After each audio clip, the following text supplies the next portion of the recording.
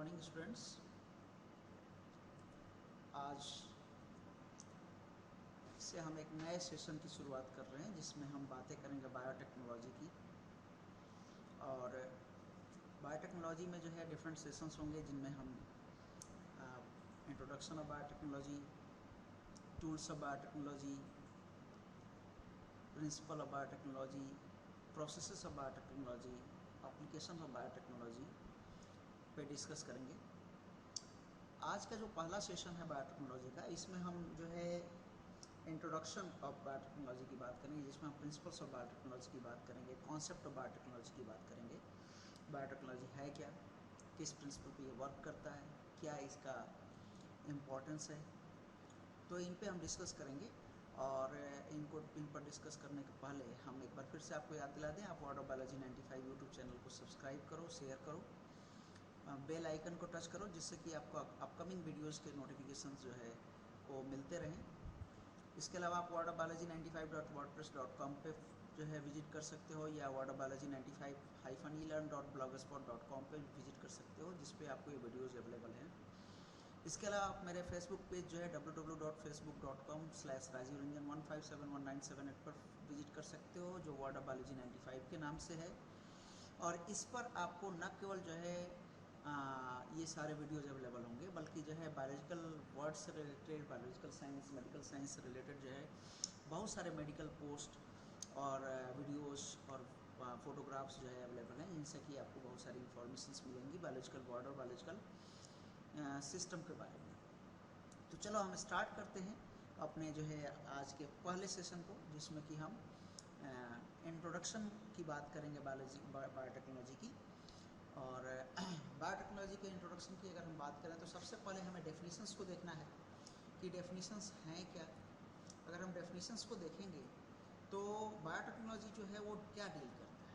Biotechnology जो है वो डील करता है techniques of using live organisms और देयर कंपोनेंट्स और enzymes from organisms to produce products and processes useful to humans. इसमें कई सारे टर्म्स आ रहे हैं। पहली बात ये आ रही है कि जो है ये डील करता है टेक्निक्स को, जिसके थ्रू हम यूज करते हैं या तो लिविंग ऑर्गेनिजम्स को, या उनके कंपोनेंट्स को, या सर्टेन एंजाइम्स को जो कि किसी ऑर्गेनिज्म से लिए जाते हैं, ताकि हम उनसे सर्टेन प्रोडक्ट्स या प्रोसेसेस को प्रोड्यूस करें, और वो जो प्रोडक्ट या प्रोसेसेस हों वो ह्यूमन बींग्स के लिए यूजफुल हो। तो ह्यूमन बींग्स के लिए यूजफुल प्रोडक्ट्स एंड प्रोसेसेस का प्रोडक्शन होता है by the help of living organisms or their components or the enzymes with the help of different techniques. European federation of biotechnology EFB ने जो है बायोटेक्नोलॉजी को define करते समय ये बताया कि the integration of natural science and organisms, cells, parts thereof and molecular analogues for the products and services. यानी बायोटेक्नोलॉजी जो है वो एक इंटीग्रेशन है किनके बीच में, नेचुरल साइंस, ऑर्गेनिजम्स, उनके सेल्स या उनके डिफरेंट पार्ट्स के बीच में, ताकि जो है उनसे हम डिफरेंट प्रोडक्ट्स बना सकें और उनकी डिफरेंट सर्विसेज जो है हम ले सकें। तो ये था definition of biotechnology. Principles of modern biotechnology की अगर हम बात करते हैं तो there are two principles of modern biotechnology. First is genetic engineering and second is the culture techniques. तो हम इन दोनों को देखने की कोशिश करते हैं कि ये दोनों प्रिंसिपल्स हैं क्या, जेनेटिक इंजीनियरिंग क्या है और कल्चर टेक्निक्स क्या है। The technique of altering chemistry of genetic material is called as genetic engineering. यानी बिल्कुल सिंपल वे में अगर हम बात करें तो जेनेटिक मटेरियल के केमिस्ट्री में चेंज करने की जो टेक्निक है उसे हम जो है जेनेटिक इंजीनियरिंग कहते हैं।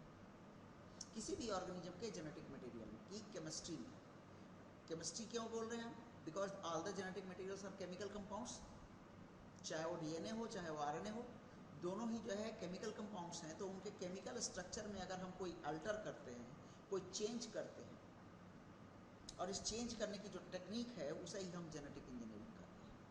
जैसे nature of DNA and RNA और introduction of it into host organism and thus changing the phenotype of the host organism. Suppose that, मान लो कि हम किसी DNA या RNA या जो भी जेनेटिक मटेरियल है ऑर्गेनिज्म का, उसमें हमने कोई जो है चेंज किया, कोई अल्टर किया उसके नेचर में, और उस अल्टर्ड जीन को, उस अल्टर्ड जेनेटिक मटेरियल को हम होस्ट ऑर्गेनिज्म में जो है इंट्रोड्यूस करते हैं, जिससे कि उस होस्ट ऑर्गेनिज्म के फिनोटाइप में या ऑब्जर्वेबल कैरेक्टर में कोई चेंज आया। तो इसे हम बोलेंगे जो है genetic engineering. It facilitates the growth and multiplication of only desired microbes. It is a culture technique. ये दूसरा प्रिंसिपल है। It facilitates the growth and multiplication of only the desired microbes or cells in large number under controlled conditions in large quantities for the manufacture of biotechnology products like antibiotics, vaccines and enzymes.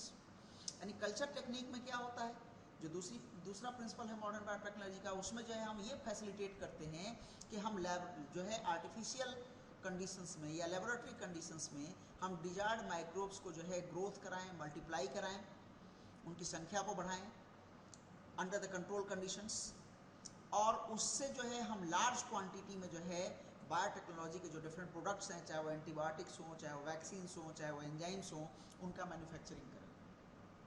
तो these are the two basic principles of modern biotechnology, genetic engineering and the culture techniques. Now techniques of genetic engineering. Techniques क्या है genetic engineering का? जो techniques है genetic engineering का, उसमें आता है पहला creation of recombination DNA.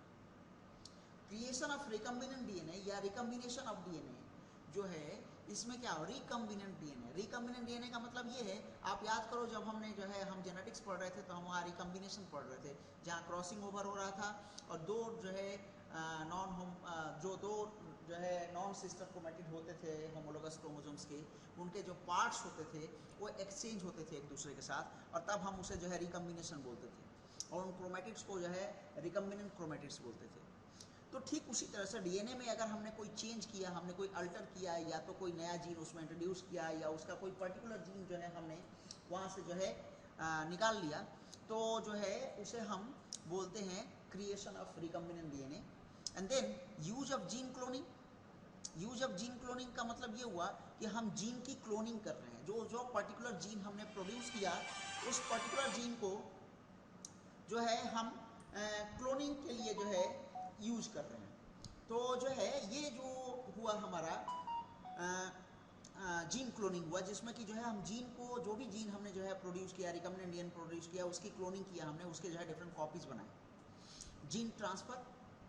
Gene transfer means जो है हम जो है उस पर्टिकुलर जीन को, जिसको कि हमने प्रिपेयर किया है, उस पर्टिकुलर जीन को डिफरेंट टेक्निक्स का यूज करके पहले तो हम उसे आइसोलेट करते हैं। आइसोलेट करने के बाद उस डिजायर्ड जीन को जो है किसी जो है ऑर्गेनिज्म में, या किसी जिसे हम होस्ट ऑर्गेनिज्म कर सकते हैं, उस होस्ट ऑर्गेनिजम्स में जो है या टारगेट ऑर्गेनिज्म में जो है हम इंट्रोड्यूस करते हैं। तो इंट्रोड्यूस करने का जो प्रोसेस है उसे हम बोलेंगे जीन ट्रांसफर। तो these are the different techniques are utilized during the genetic engineering this process. And what is gene cloning? Cloning है क्या?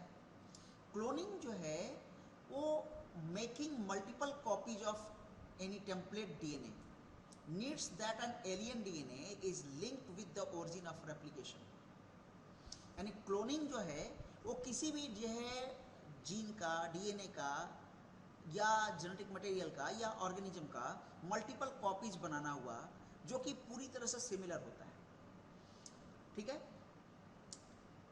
अब यहाँ पे जो है हम बात कर रहे हैं, चूंकि बायोटेक्नोलॉजी की, जेनेटिक इंजीनियरिंग की बात कर रहे हैं, तो यहाँ पे हम क्लोनिंग को इस तरह से देखेंगे कि the making multiple copies of any template DNA needs that an alien DNA is linked with the origin of replication.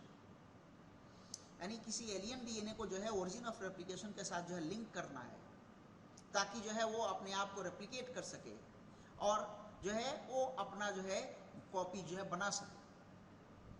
तो यहाँ पर जो है जो क्लोनिंग होती है उसके लिए हमें करना क्या होता है, जो होस्ट ऑर्गेनिज्म है या जो वेक्टर ऑर्गेनिज्म है उसके डीएनए के साथ जो है हम एलियन डीएनए को जो है अटैच कर देते हैं, और वो एलियन डीएनए जो है उस होस्ट डीएनए या वेक्टर डीएनए के जो है ओरिजिन ऑफ रेप्लिकेशन को जो है यूज करता है, उसके रेप्लिकेशन सिस्टम को यूज करता है, और यूज करके जो है अपनी कॉपी का फॉर्मेशन करता है। तो जो है सिंपली हम ये कर सकते हैं कि क्लोनिंग जो है मेकिंग द मल्टीपल कॉपीज, जो कि आपस में बिल्कुल क्या है, सिमिलर हो। This is the cloning. Creation of recombinant DNA. अगर हम क्रिएशन ऑफ रिकम्बिनेंट डीएनए की बात करें तो सबसे पहले जो है रिकम्बिनेंट डीएनए को कंस्ट्रक्ट किया था स्टैनले कोहेन और हर्बर्ट बायर ने 1972 में। इसके लिए जो है डिफरेंट जो है स्टेप्स उन्होंने यूज किए थे, डिफरेंट जो है फेजेस यूज हुए थे।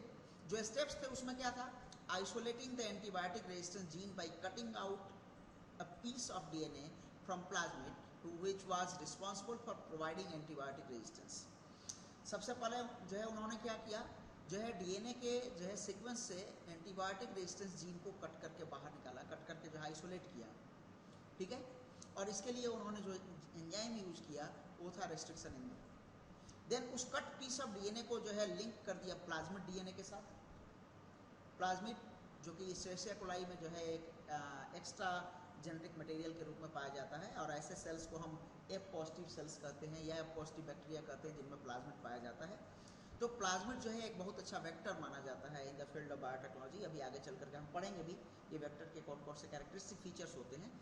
तो प्लाज्मिड डीएनए में उन्होंने जो है लिंक कर दिया, प्लाज्मिड डीएनए वेक्टर की तरह यूज हुआ और वेक्टर को ट्रांसफर कर दिया उन्होंने जो है होस्ट बैक्टीरियम के अंदर, जहाँ जा करके जो है वो प्लाज्मिड डीएनए जो है जब अपना कॉपी प्रिपेयर कर रहा था, अपना रेप्लिकेशन कर रहा था, तो उसके साथ साथ वो जो एलियन डीएनए था या जो भी हमारा जो है जीन ऑफ इंटरेस्ट था वो भी अपने आप को रेप्लिकेट कर रहा था। Linking of antibiotic resistant gene जो एलियन डीएनए है प्लाज्मिड डीएनए के साथ जो है जो जोड़ा जाता है, जो लिंकिंग की जाती है, उसके लिए उन्होंने जो है डीएनए लाइगेज यूज किया था।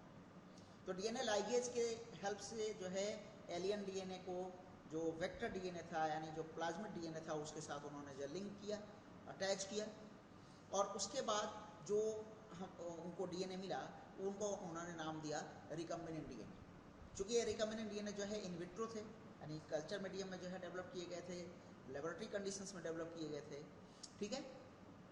और इस तरह से जो है उन्होंने जो है रिकम्बिनेंट डीएनए का फॉर्मेशन किया, किसने, Stanley Cohen and Herbert Boyer ने।